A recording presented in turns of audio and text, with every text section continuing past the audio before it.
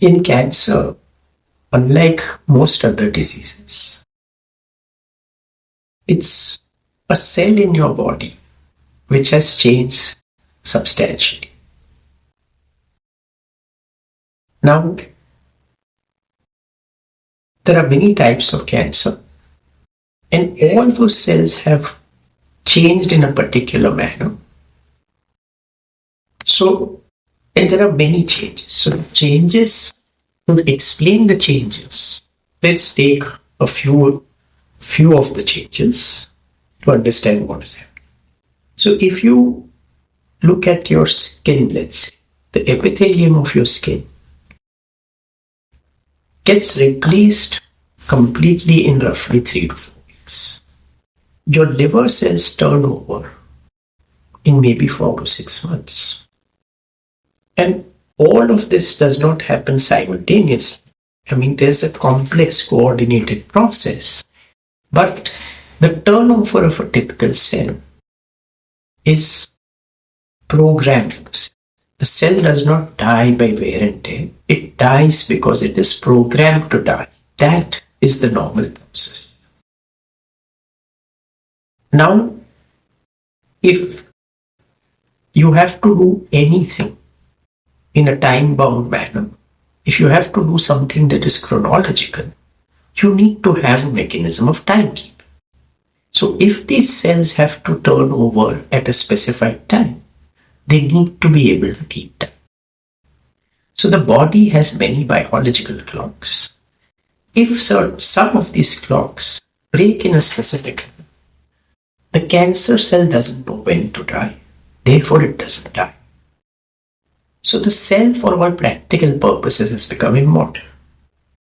This sounds terrible, but actually it's not. Because if you look at people who have a wart or a mole or a benign cyst, this is also an abnormal growth, which stays with you through your life, but it poses no risk to your health or your life, because the cell is growing relatively slowly.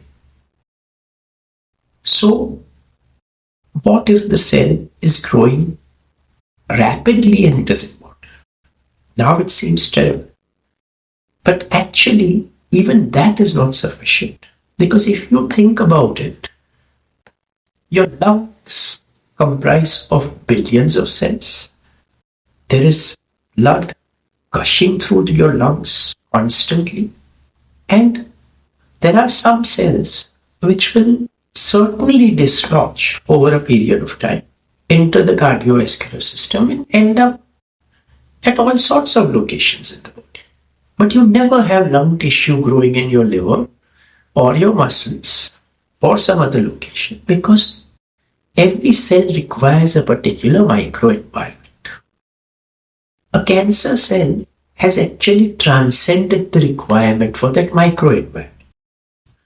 So it is immortal, it is growing rapidly, it has transcended this requirement. Now there are 7 or 8 changes minimally, maybe 8 to 9 changes, all of which have to happen in a single cell for that cell to transition from a normal cell to varying degrees of abnormality and ultimately become a cancer cell. Now these 8 or 9 changes are independent changes. They are not dependent on each other. So the probability of a single cell acquiring these 8 or 9 changes is very, very small. It's almost like me telling you that toss a coin. If you get 14 consecutive heads, I'll kill you. Now, this is a 1 in trillion event. So you feel that, there's nothing to worry about. But your lifetime risk of getting cancer today is almost 30 to 35%. So if the thing is so improbable, why do you have a 30% lifetime risk of getting cancer? Now the simple answer to that is that as human beings, we are comprised of 30 to 35 trillion cells. At the end of the day, every cell is tossing the coin, because all you need is for one cell to actually get these 8 or 9 events. But even so, you see, the longer the time that elapses as you toss the coin, the odds increase slowly. So when you are younger, the odds of getting all the changes is lower than as you age. So your risk of getting cancer increases with age. And even at the age of 40, your risk is substantially lower than, let's say, at the age of 60. So at 60, you have a 200 times greater risk of getting cancer than at 40. It's 200 times, not 200%. So there's a substantial increase in the risk of getting cancer as you age. But at the end of the day, it's entirely a probabilistic event. It's not anything that you did which causes it entirely. So why does one say that don't smoke or, be active, etc.? So think about it this way, that if you are driving a car in a crowded area, you have a baseline risk of getting into an accident. That is a non-negotiable. That is your baseline risk.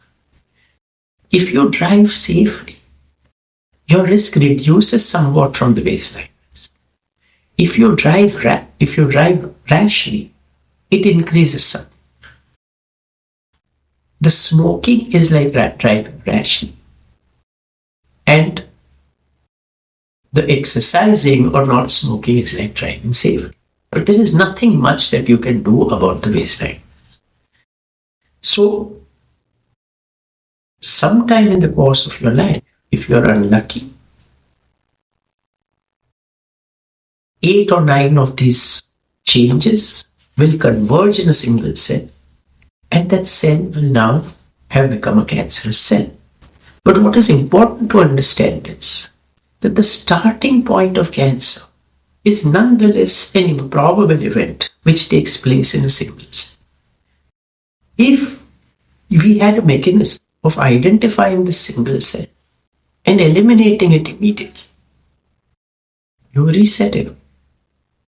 Also, what is important to understand is that once you are 50, 60, you have several cells which have 4 changes or 5 changes tending towards the cancer state. But you could very well live 85 years and not have anyone reach the threshold of that 8 or 9 and not die of cancer. So that's again a chance event. But your starting point, if you get cancer, is that single cell.